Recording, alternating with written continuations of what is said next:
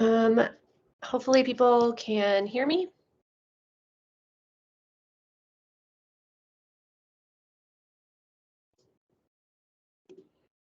Let me know if I also might have my, no, I'm fine. Can somebody speak up and say that they can hear me? Okay, good, thanks. We are using Teams today instead of Zoom, just to see, because that way I can invite, whereas Zoom, we have to have somebody who's actually a faculty member at Texas A&M create the invite. So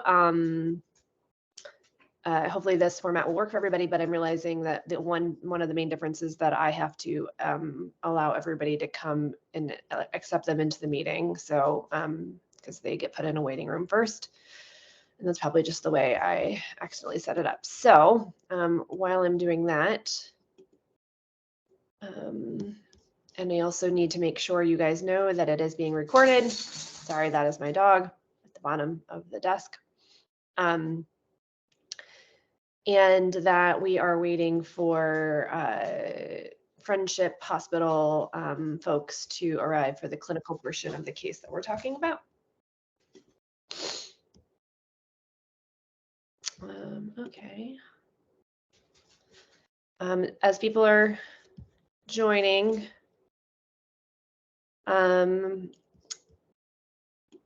we are waiting for our clinicians that are going to discuss the case. And if you guys do have preferences about this format versus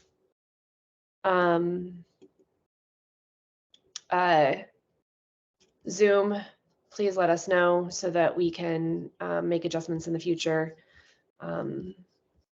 as well. Okay, let's see, anybody else that needs to be let in?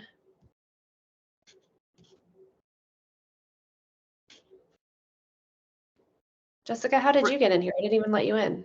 I think you have me as some sort of admin or something, because it also gives me the option to let people in. So I can be watching that. Perfect. Yeah. So I can be your room monitor. Thank you. I definitely need that. Okay, and can you text JD and make sure that they are going to be there to discuss the case? I will do that. Okay. So as JD is getting ready to join, Dr. Foster and his team, which are from Friendship Hospital, Friendship Animal Hospital, they are... I think that's them. I think they just came in.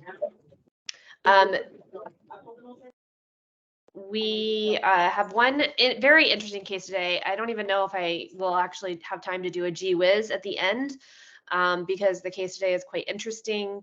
And plus it's December, so we'll probably, if we get done with the discussion early, we get done with the discussion early. We are set to also have this rounds in January. Again, it's the whatever day is this, the third Tuesday? Is that what it is? The third Tuesday, which would be the 16th at this time point at 1 p.m. Eastern, 12 Central. And I will also send out an invitation to ask you guys to volunteer to discuss cases. If no cases are suggested for discussion, then the rounds are canceled. Friendship Animal Hospital has been on the ball, and they basically have done the last 3 cases. Granted, they do more biopsies, I think, than any other practice. So maybe it's just a numbers thing. However, I would like to give them a little bit of a break and have other people participate for presenting cases. And again, pathologists can also present interesting cases that they might have had. I know some people that are on here that are pathologists and not necessarily clinicians. It can be multiple different ways of discussing cases. I just want to make sure that it is a group effort and it's not just me lecturing at you for an hour. So that's kind of the goal there. And then my last cleanup point that I always mention is that if you realize you have not been invited over haven't had any kind of communication from me within a month, please reach out to me. These lists occasionally get redistributed and I have no idea, but people eventually randomly will get knocked off the list, off the distribution list. Dr. Hokamp herself, even though she is at Texas A&M, has been knocked off the distribution list. So if you realize you haven't gotten an email from me within a month, please reach out and we will make sure we add you back to the list. Okay. Friendship. Do you guys want to start talking about this very interesting case that we have to discuss? Sure. Can you guys hear us okay? I can hear you great. I don't know, do you want me to give you permission to share screen or as well? I think I'll just chat. Steph right now literally has her hands in a dog's urethra on the other end of the room, so I think wait, what? Yeah, That's she's a big urethra. Well, it's Steph has very small fingers, so that it's trying to see if we can if you guys want to see the chaos that's happening here. We want to always see. Yeah. Hi. There's Steph catheterizing a dog on the other side of the room. So I mean, this is nephrology in action. So Yes. I'm gonna mute myself, JD. And obviously, once we get to the point where but I think the clinical history is incredibly interesting because we've talked about this particular scenario in the past, and we almost didn't even biopsy the dog. So yeah, it is. Yes. So this is Dingy. Dingy is a wonderful little lady. She is owned by a veterinarian, and in fact they say that she's the mascot of the hospital. So when they called us to see if we could help her, they called and they said, we need help with our mascot. And our reception team had no idea what to do with that. Like they thought someone was calling about some stuffed purple animal that was their mascot. So it took a little bit of understanding, but we finally got Dingy over here. So Dingy, it underwent bilateral thyroid and parathyroidectomy for what ended up being a thyroid carcinoma, and started receiving chemotherapy for that. She received, I think, 2 doses of Palladia and I think 2 doses of doxorubicin as well too. And then she started feeling a bit crummy and became azotemic and developed an acute kidney injury. Now, luckily, we have labs that went back that showed at the time of the surgery she had very normal kidney function. So she absolutely had an acute kidney injury and was sent to us for management because she was feeling pretty crummy. So she came to thyroid carcinoma, not parathyroid carcinoma, correct? It was thyroid. Yeah, it was thyroid, and just the parathyroids were removed along with the bilateral thyroid. Yeah. So she was receiving calcitriol and Tums and therapy to help control her calcium, and was mildly hypocalcemic. But she came to us, and she was not as crazy azotemic as you would expect, but she certainly felt pretty crummy overall. She wasn't eating. She overall felt lethargic, and she was hospitalized and was overhydrated with the IV fluids. So that was another big component that I think was contributing to her feeling just so terrible, was the edema that she had. So when they called me to talk about referring her over, I said, yeah, let's get her over here. Do you guys happen to have a urine on her? Have you checked for infections since she's been having chemotherapy? Have you looked to see, is this dog proteinuric? And they had not checked a UPC at that time. But I said, send her anyways, because her creatinine was only 5.4, but her BUN at that time was 168. So she was acting more like a BUN of 168 and feeling pretty crummy overall. So we started dialyzing her, and we treated her over the course of maybe 2 weeks or so. And she started regaining kidney function, and we were able to graduate her off of dialysis. And we were very pumped for that, based upon her history. And once we talked to them, they grabbed urine on her, and her UPC at that time was that the 19, Steph? Yeah, that was a UPC of 19 with this acute kidney injury that she had. So we were concerned that she had been on Palladia, and we were blaming that drug. That was our presumption, not only with the rapid onset of proteinuric acute kidney injury, but also as time went on and she hadn't received any other doses, she was getting better. And so the discontinuation, we were seeing improvement. And with other tyrosine kinase inhibitors, I believe it's just masitinib that's been reported in veterinary medicine, where we've seen proteinuria and podocytopathy associated with it. But that was our presumption. We were thinking that she was going to have a podocytopathy, essentially like a minimal change disorder associated with her likely blaming the Palladia, and stopping it, treating her, getting her over enough time was going to be enough that she was likely going to get better. And so that was going to be our game plan. The owner being a veterinarian, we talked to him about biopsying for confirmation for that. We had started her on prednisone throughout the time course we were dialyzing her, again, under the presumption that she might have a podocytopathy. And in general, minimal change disease can be very, very responsive to steroids. We actually just rechecked our last dog that was diagnosed with minimal change disease just earlier today. This really young dog who went from like UPC of like 20 something to 1 with just steroids alone. So it's one of like the best diseases that we can manage. And so we'd been treating her for it with steroids, and the owner was still on board to go ahead and to biopsy her. So we did it the day that we were removing her catheter. The other thing that is a little, I wouldn't say it's unusual, but was just pretty impressive for Dingy, is that after she had her catheter placed, we improved her overall level of edema with the dialysis and the ultrafiltration that we were doing. I think we were taking off, the first treatment, I think we might have taken off a liter and a half or so of extra fluid that she had retained. But after we had the catheter in place and her edema was better, she developed precaval edema. So just her face was significantly swollen. And that is something we can see. And we usually worry about clots around the catheter. And so we had put her on anticoagulation as well, too. And when we removed her catheter, we actually did it with an angiogram for just sake of interest to see.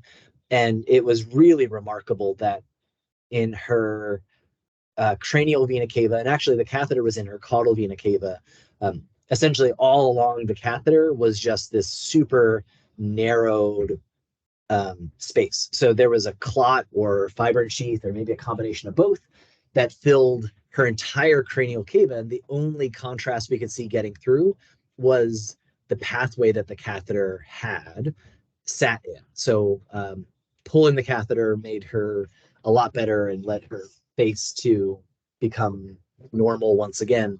But certainly she was very, very hypercoagulable, a bit more than what we expect just for many of our patients that we're treating with acute kidney injury. Maybe about the level for what we see for proteinuric patients having AKI, but it was still a very marked effect that we saw in D. So we had treated her to the point where we could stop her dialysis, and we biopsied her and pulled her catheter on the same day. Okay, so before we start, JD mentioned one drug that is reported in veterinary medicine to be associated with podocyte injury. I guess one class of drugs, so tyrosine kinase inhibitors. The story behind that, and I think all of the case reports have been at least through the IVRPS. Sorry, I have a dog on my lap because she's whining otherwise. But the story behind that is that the drugs which are helpful for tumors such as mast cell tumor, they were even noticed during preclinical testing that some of the dogs would become proteinuric. And they did not ever do tissue analysis when they were developing the drugs. So I think even the safety information indicates that if you should monitor UPC when the dogs are on that drug, and then if they become proteinuric, then you should just stop the medication and kind of do a drug holiday, and they will probably go back to normal and not be proteinuric. So when it got out into being used as an actual medication, we had a few cases that have occurred, and they have taken a biopsy sample, or in one scenario, they took an autopsy sample. And we saw severe podicate injury, which is characterized by complete effacement of most all the foot processes. And then really nothing else going on with the glomerulus. In at least one of the case reports, I think it's the one that we did from the cat, we were able to show that but after stopping the drugs, the UPC returned to normal. And so it does fit into this kind of disease category, which is podocytopathy or podicate injury. And in humans, the kind of old school name for it is minimal change disease. And it's minimal because on histology, you really see minimal lesions. You don't see a lot of significant glomerular damage. So that's one thing. The other thing is the dog was also on doxorubicin. So for anybody, can anybody put in the chat what doxorubicin is associated with when we're talking about rodents? What region of the kidney does doxorubicin cause injury in when we're talking experimentally in rodents? See if anybody knows that. Or anybody want to speak up? I'm looking to see who my pathologists are. Peter, do you know?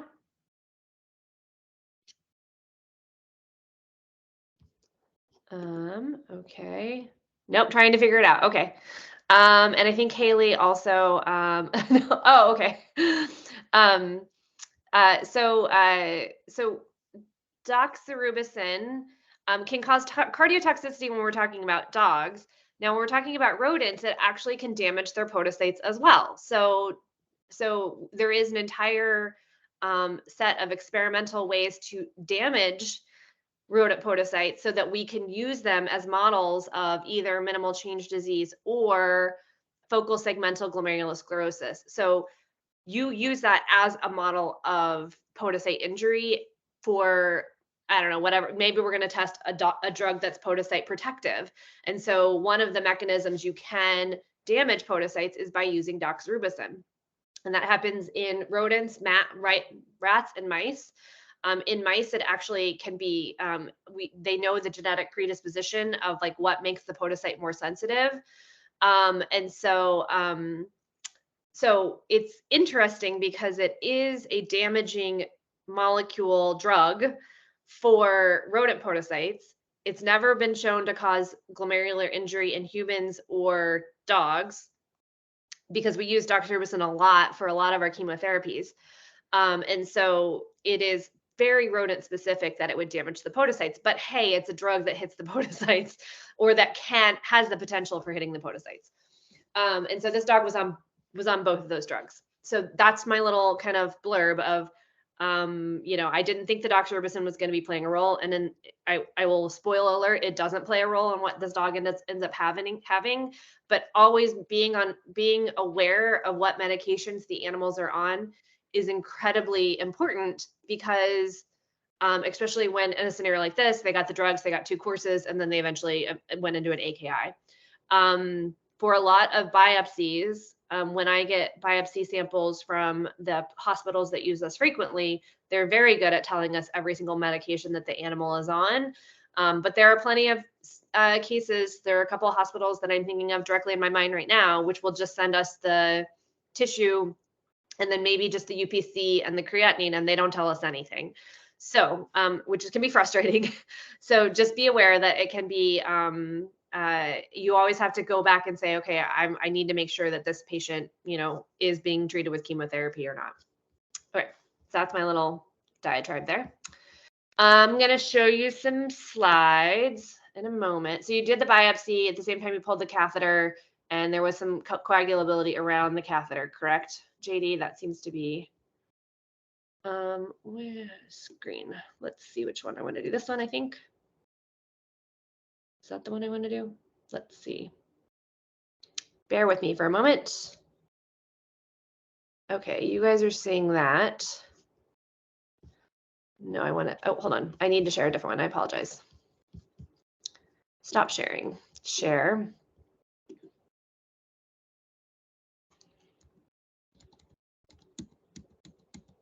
I think it's going to be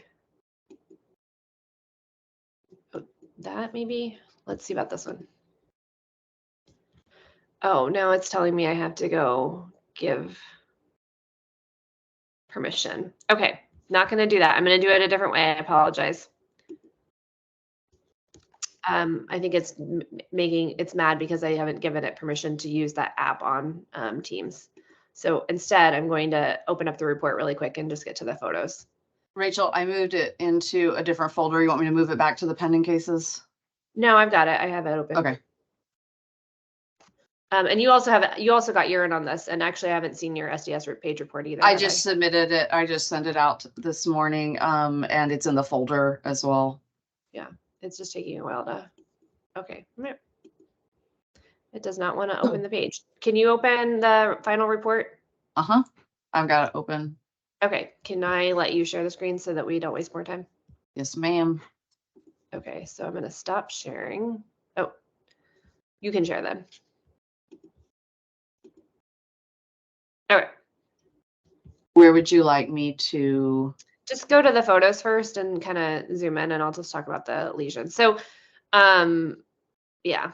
And in the meantime, I'll figure out how to make sure that the digital slide scanner has permission to be shared. So, okay, so JD and I were on the minimal change bandwagon. We were like, well, we know the dog got a drug that hurts podocytes. We probably won't see anything on histology. It's just maybe we'll see a few podocytes that are injured. But hopefully, all of you guys are seeing that the glomeruli do not look normal. They do not look minimal change. They have moderate to maximal change. Change. Huh? I said change. Sorry, I'm going to mute myself.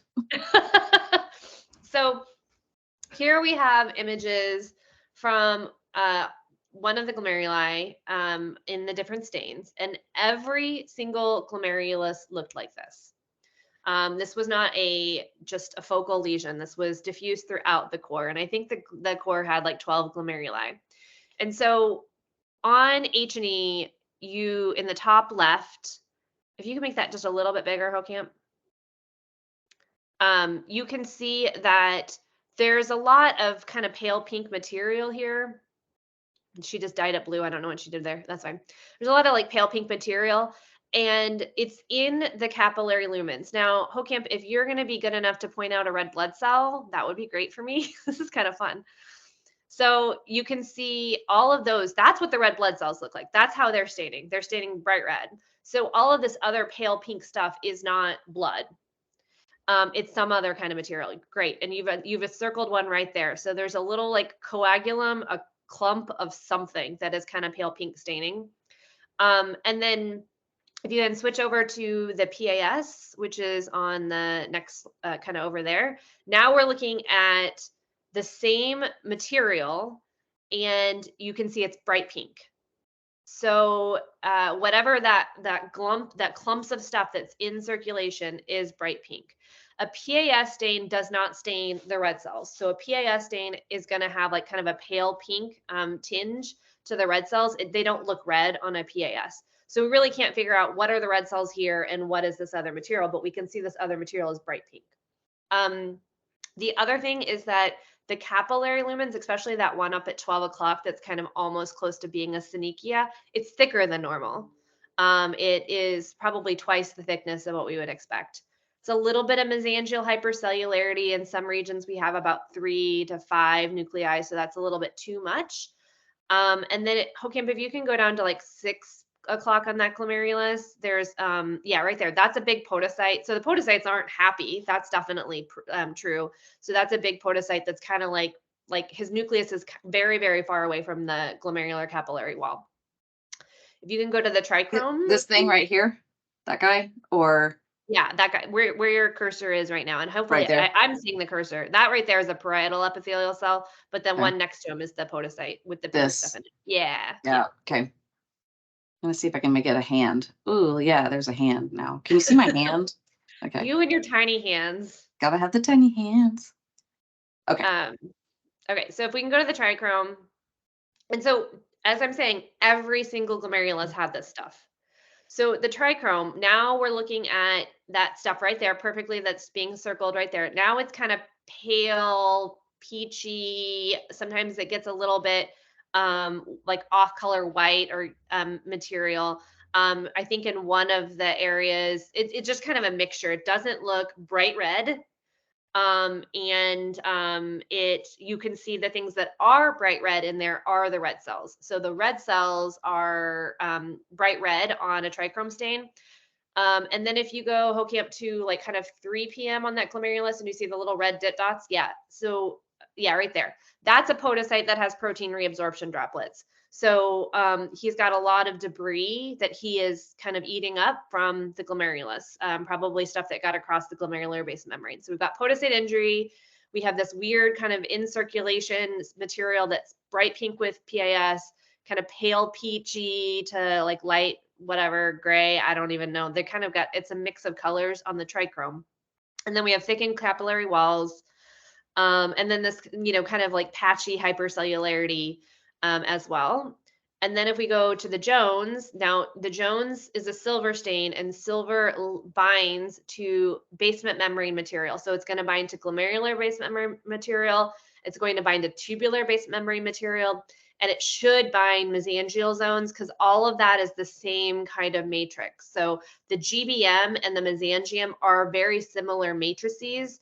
And so it should label mesangial regions as well. And you can see the little kind of pale gray stuff that's in circulation. All of that stuff is that same coagulum of material that we saw on the other stains. And then the capillary walls are thickened. This JMS tells us that it's thickened.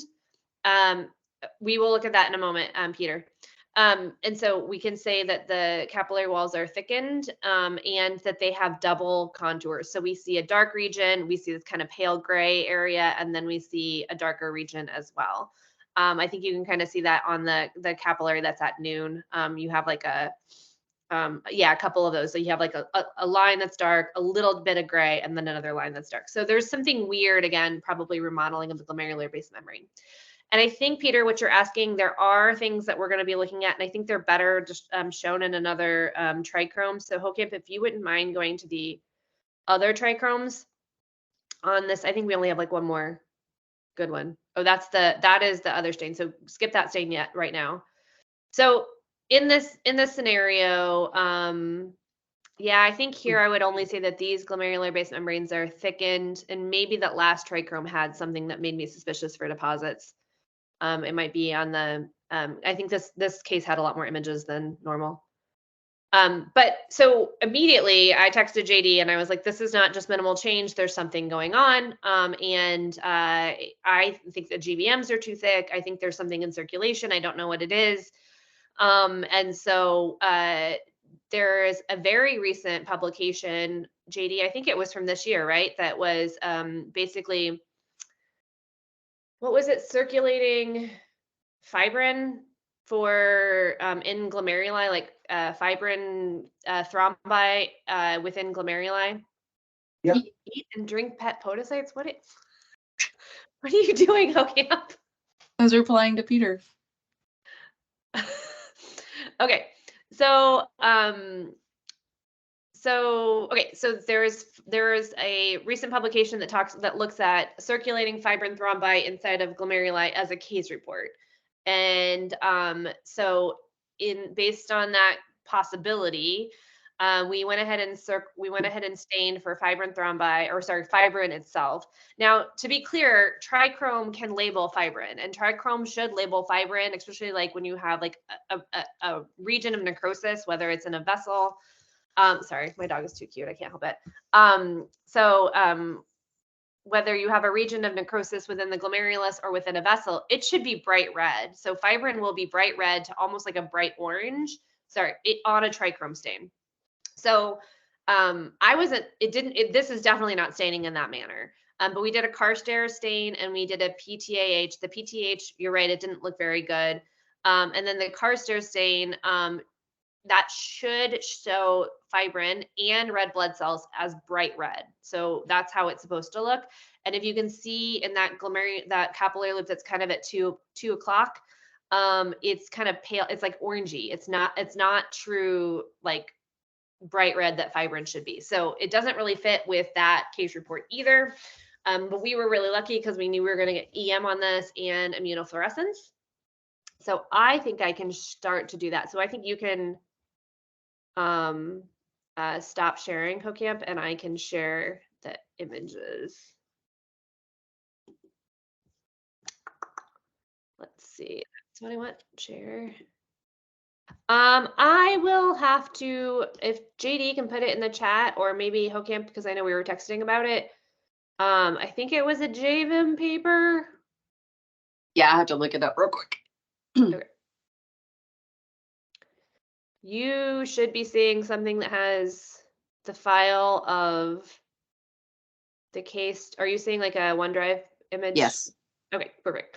Okay, so we got the EM and we got the immunofluorescence, and I think I'm gonna start with EM because it's kind of cool.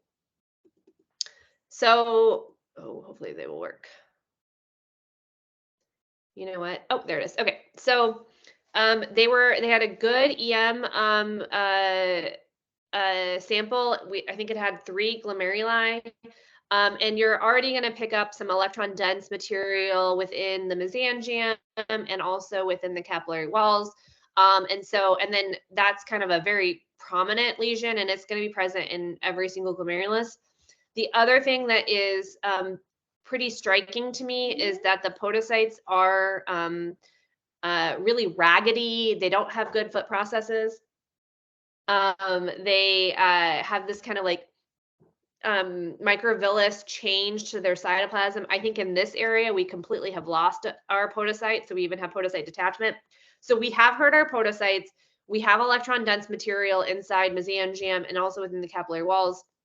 And then also the endothelial cells are likewise very damaged as well. So we'll see a lot of examples of endothelial cells where they've lost their fenestra and they're basically just very swollen and almost like protruding into the capillary lumens.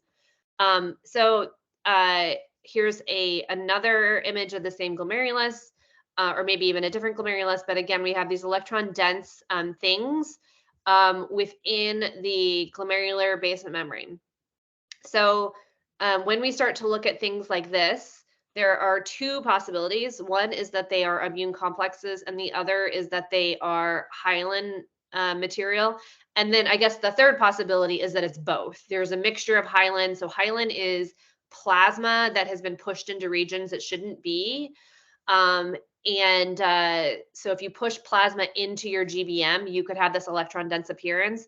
But you could also have admixed immune complexes in that scenario as well. Again, look at the podocytes. There's a lot of microvillus change to their cytoplasm. And they just look, again, very raggedy. They don't really have a good normal structure where they look like they have an octopus with all the arms coming out of an octopus. Okay. This, again, we have more electron dense material. You guys are hopefully seeing my arrow now that I don't have to tell HoCamp where to put the arrow. These are circulating red cells. So we have 2 red cells that are out here.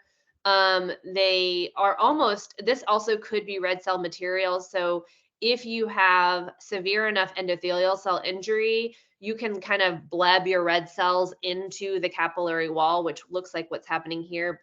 I can't verify it. I'd have to make sure that that's truly like red cell cytoplasm, but it looks like that's what's happening. We have these circulating macrophage, probably lineage cells, because they have a lot of vacuoles and it looks like they're phagocytizing a lot of things. So something is in circulation that is eating up a whole bunch of stuff. We have, again, the electron dense material. Okay, I'm going to skip that one second, skip the next one. I know this is where it's going to get interesting. Okay, so then these things here, which are electron dense deposits, are much more consistent with the shape and the appearance that immune complexes are. When it's kind of just like a blob, and it has almost like little tiny vacuoles in it, then that would be more consistent with what hyalinosis shows. But when it's kind of irregular and even has a halo around it, then it's usually what immune complexes will look like. So again, we're seeing a lot of those immune complexes. They're beneath the endothelial cell. So here's an endothelial cell, and we have all of these immune complexes hanging out here between the endothelial cell and the glomerular basement membrane. That, again, I know this is just me having looked at a whole bunch of cases, but in knowing what plasma should look like, this is likely one of those big globs that is circulating that we saw on the histology.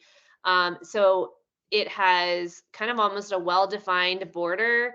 It has little tiny vacuoles or electron-lucent foci, so that's often what hyalinosis has or plasma has. It is in circulation because you can see here is our capillary wall. I'm outlining the capillary wall. Here's endothelial cell right here. And so this stuff is actually inside the capillary lumen. So this is probably one of those big old globs that's in circulation. And based on its ultrastructural appearance, it resembles plasma.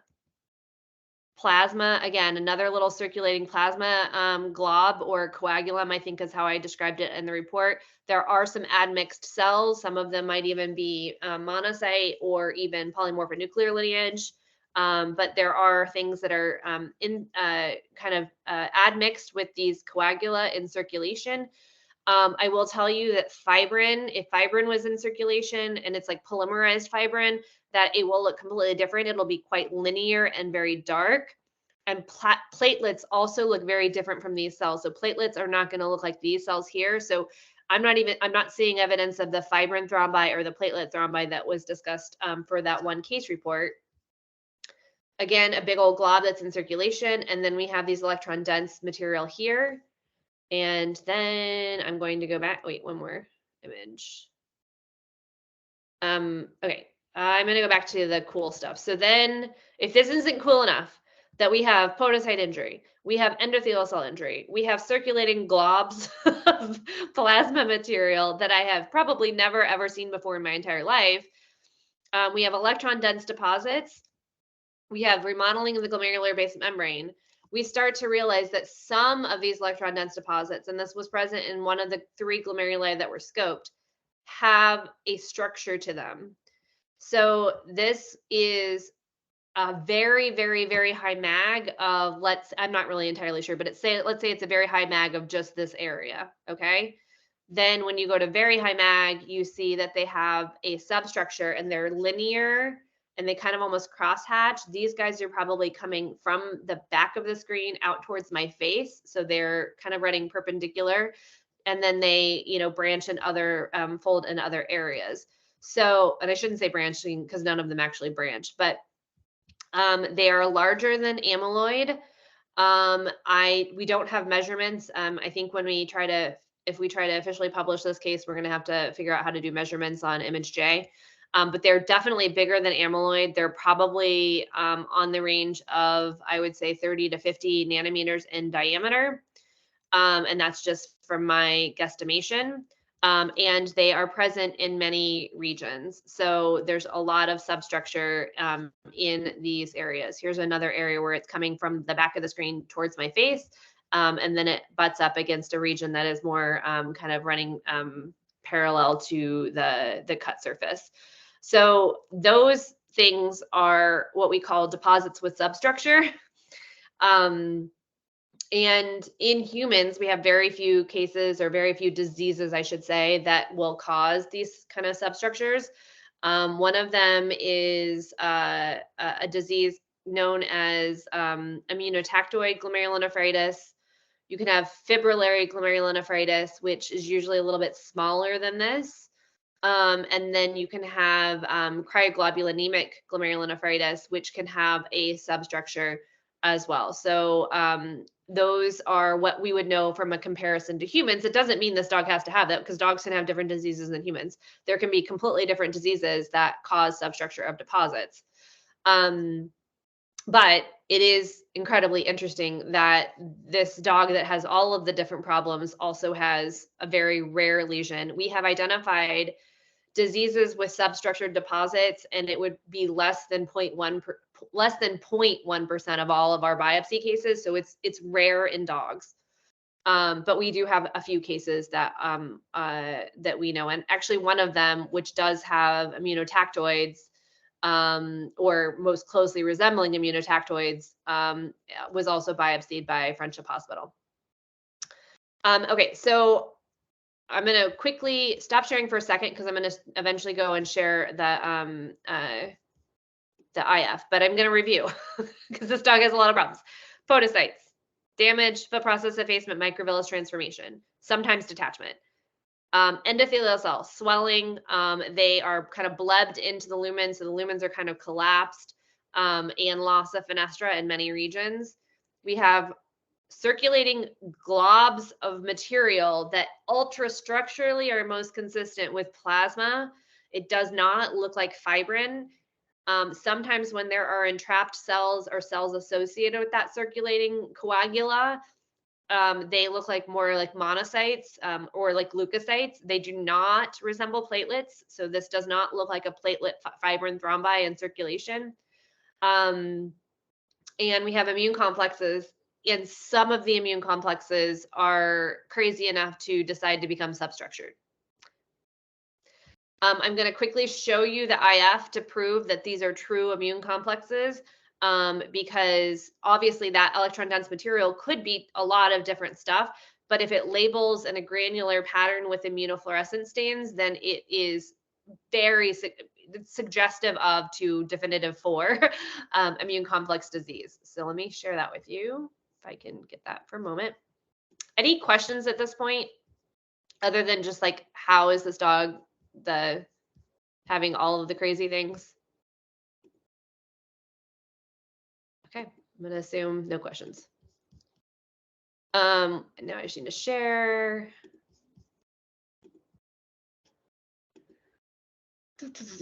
This one, okay. Okay, so, okay, let's go to IgG first. So there were like 4 or 5 glomeruli on the IF specimen. And so immune complex deposits are discrete dot-like things along the capillary walls. And so you can see these little tiny dit dots, and every single one of those is a deposit. Now, to be clear, there's areas that don't have deposits, but you can clearly see the deposits on many of the regions of the mesangium and along capillary walls. The M is always positive. M is just a big old sticky molecule, and it will stick to a lot of different things. So I'm never really surprised when I see granular or smudgy staining with M. Lambda is our best stain we have that we can use, and all of these tiny little dit dots is evidence that there is an immunoglobulin that has IgG in it. There might be IgM immunoglobulin as well, and the light chain is part of that immunoglobulin. The IgG is the heavy chain, and the lambda is the light chain. So every single one of these dit dots is an immune deposit.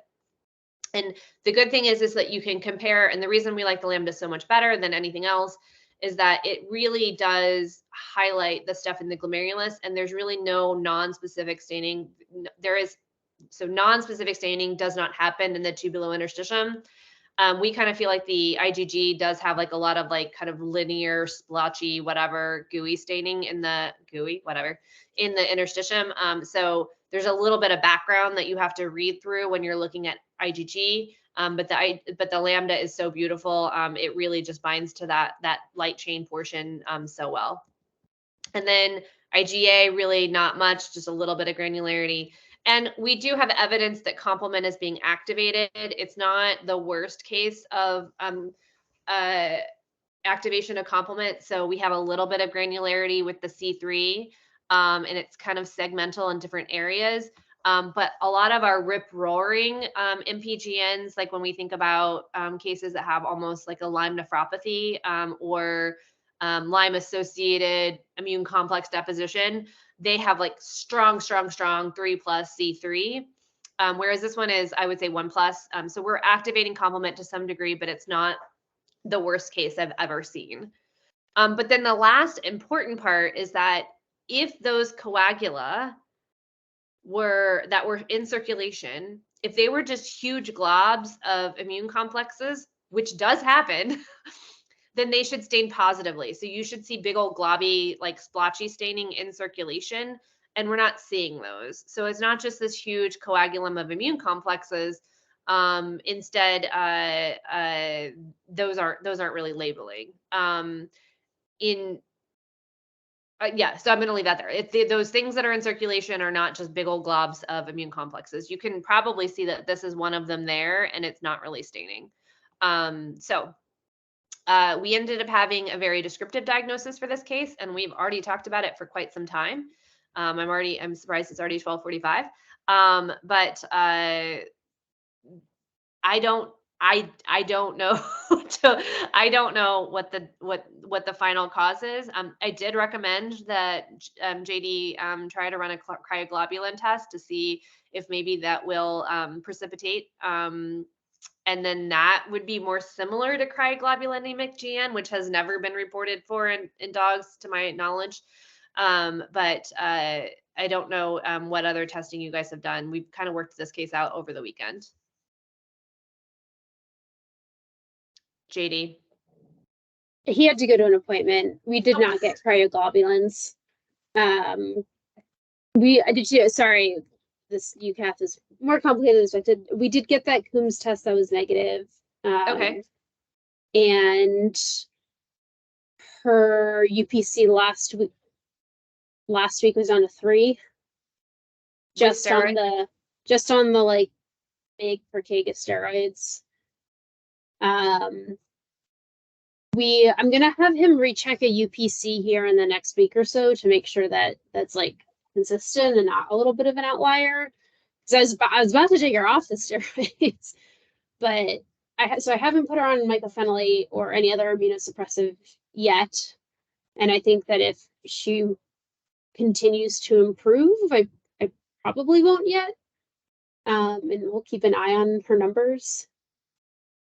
Yeah, I mean, there's a lot of stuff. There's a lot of electron dense stuff in those glomeruli. So, and I think she's probably one of these cases that has an admix of like plasma just being pushed into the glomerular basement membrane, but also having immune complexes. But like I said, it's not like it's really upsetting the complement system. That's just kind of only mildly activated. And we only have one. We're very bad in veterinary medicine. We only have one way to say the complement system is activated, and that's looking at C3 staining. Yeah, she seems to be generally doing okay right now. She still has an E-tube in. Her appetite's like so, but I think she's historically maybe like a little bit of a picky eater. So I don't know. The owner has been very. It's nice that he's a vet because every time I'm like, do this other test, he says okay. Well, yeah, it's a very interesting case. And I think I also said if there's any related dogs, like, I mean, just it would be interesting to get samples to save her genetics on her. Clinicians, what would you guys do if you get this like really crazy biopsy result that has all of the different things that go wrong with it? Do you guys have other suggestions?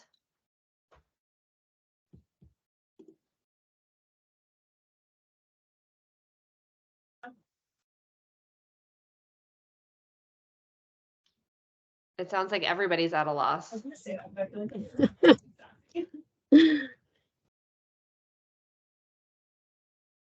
Did you guys, did Friendship have more suggestions about what they would do?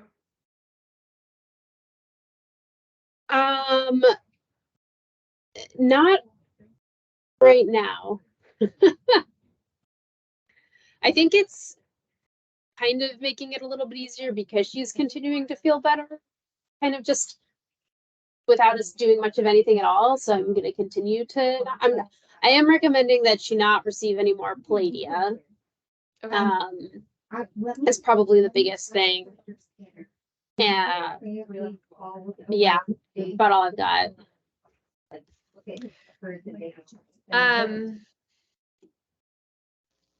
Okay, well, I do think that the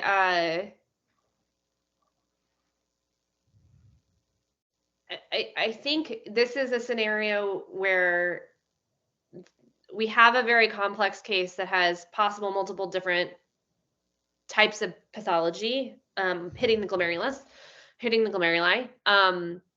So I think the take-home points, even though we don't have a nice, pretty bow to tie around this case, is I'm really glad you guys biopsied and we didn't just assume podocytopathy. There are a lot of lesions, like we've lost some podocytes, so this will probably progress to a sclerosing group type of thing, where there's going to be some degree of proteinuria over the course of this animal's life.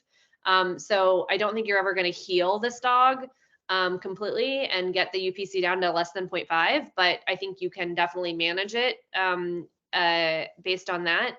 If you have an opportunity to get more tissue at some point, whether it's a rebiopsy, these are the kinds of cases that would be amazing for the IVRPS to analyze follow-up from, because I have no idea, again, what those circulating coagula things of plasma are going to do to the glomerulus. So making sure if there is an opportunity, and that, like, those are the cases that we will I don't know, financially support the from a research perspective for follow-up tissue. Yes. And then Jessica, I guess one other thing, and I think I was forgetting this. What did the SDS page show? Because that might be also a better way to monitor, is kind of repeating the SDS page. Yeah, it's I just released the report this morning after I had looked at everything that was said about this one. It's severe glomerular and tubular damage. And, you know, I couldn't necessarily have said anything like, oh, well, this is clearly this very weird entity, but it has bands above 200 kilodaltons, at least 2, if not 3 to 4. They're very faint. And quite heavy bands in the immunoglobulin, the IgG, IgA range. So this is definitely something where if we can get some more urine at any point, Friendship is really good about sending follow-up urines from previously biopsy patients, which I super appreciate, and we don't charge for those follow-ups. Yeah, so Rachel? I mean, yeah, go ahead, George.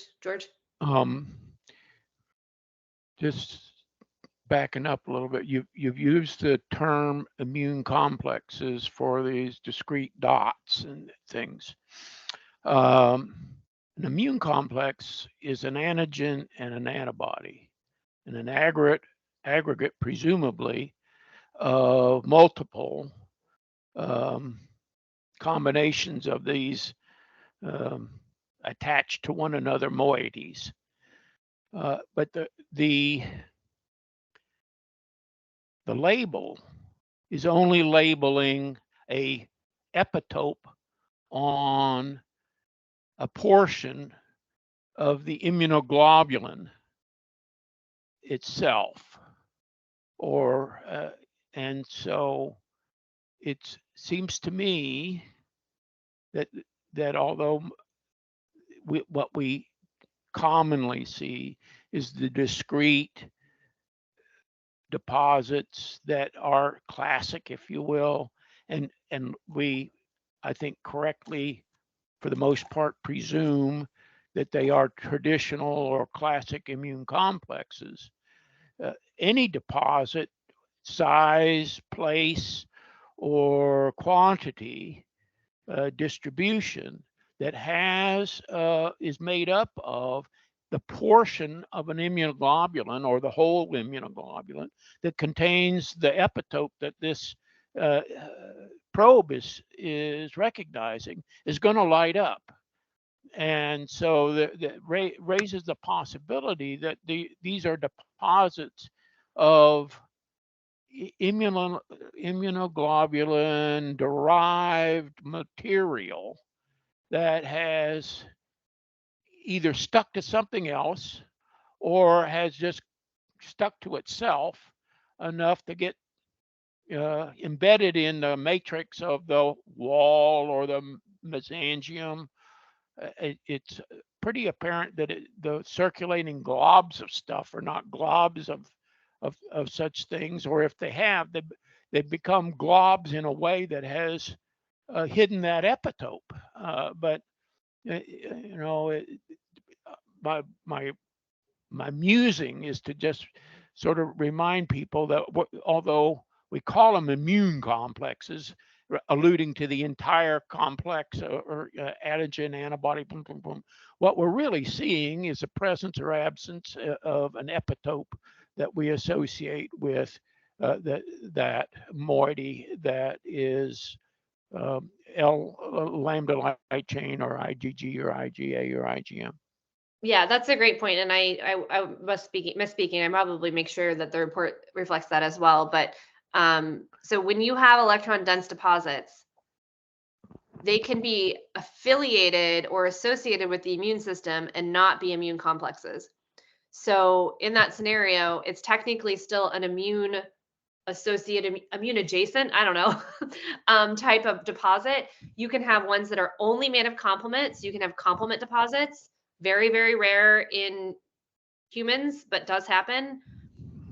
You can have, and I think we maybe have seen one case that we believe it in dogs. So you can have complement deposits that are just big old globs of complement. You can have immunoglobulin fragments that get embedded into the glomeruli, and that's what happens in those two diseases I mentioned, fibrillary and immunotactoid. So basically think about, like, let's say your B cells were making bad versions of IgG, like just fragments or portions or not the whole molecule, or the molecule was misshapen. They can deposit, and so they don't have the antigen part. So they are not immune complexes. They are just portions of immunoglobulins. And so that's what happens in some of the fibrillary diseases in humans. The fibrillary diseases that we have seen in dogs, which definitely have fibrils, but are not amyloid. They're too big for amyloid. They don't stain with Congo red. Those actually don't really light up with the IF. And so again, those fibrils they're undergoing fibrillogenesis. There is a protein that is becoming a fibril. The fibril is larger than amyloid in diameter, but we can't figure out what the protein is. So yes, you're correct. They're probably portions of something made by the immune system, but that doesn't mean they are complexing with an antigen. And I'm realizing how bright this light is right now. I'm traveling right now. I'm in Missouri to visit family, and so the place I'm teamsing from is quite bright. So, any other questions or comments? I really would like to get follow-up on this one. If you guys can provide it, Friendship, and we could revisit. I can make a note to myself to revisit this when you have more information, maybe in January's rounds or February's rounds, just to give an update on this very interesting case. Yeah, we can definitely give you some updates. And then I was just gonna share a really cute photo of the patient. So let me figure out. You should be able to share. So, oh my goodness, this is her right now. And I think let's see if it came through. No. So we have some good photos of her when she has like a super swollen face, but she is just kind of like a funny little mixed breed situation. There's no way you know any relatives at all for this dog? No, she's a foster. Okay. Or not a foster, Adopted, like a shelter, yeah. So unfortunately, I don't think we'll find any siblings for her. She has like a housemate, but unrelated. Okay.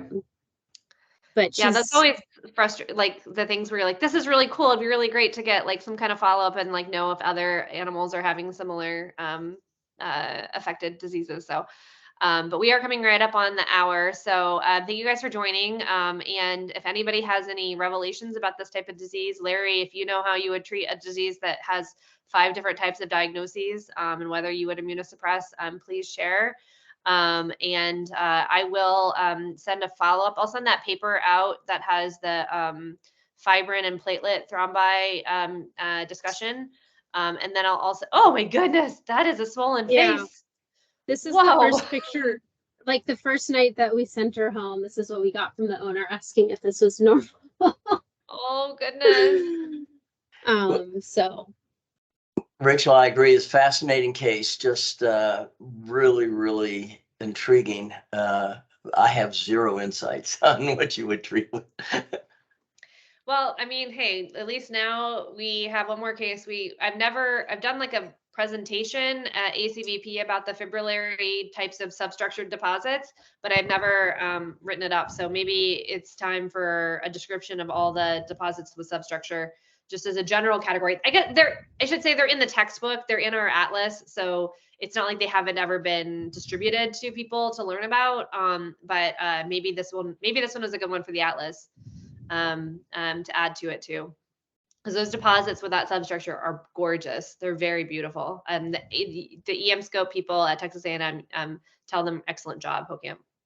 So Jay will be very happy. He's the one who dove in on that. I'm scared to go up really, really high. And he's like, no, we got to dive in there and look at that substructure. It's hard. I would say there's plenty of times when you're at the scope and you're like, am I seeing substructure? And you're like, then you're kind of like, am I missing something? So I do try to, every time I have an immune complex case or just regular electron dense deposits, at least 1 or 2 go on high mag, but you can usually get a hint that there's going to be substructure, even at like 5,000x. Okay, yeah, that's good to know as I'm doing these for future. Okay, well, I will sign off. Have everybody have a wonderful end of the year and beginning of the next year. Please look forward to an email from me that will ask for people to discuss cases. And also, like I said, even if you don't have your own case, but you're just interested in learning more and you want to talk about a specific topic, we can do some of those things as well. I just need to make sure that it's not, I mean, today I talked for 40 minutes and I didn't necessarily need to talk for 40 minutes. So I try to keep myself under wraps by making sure that other people participate. Okay. Thanks, guys. Happy Christmas. Yep.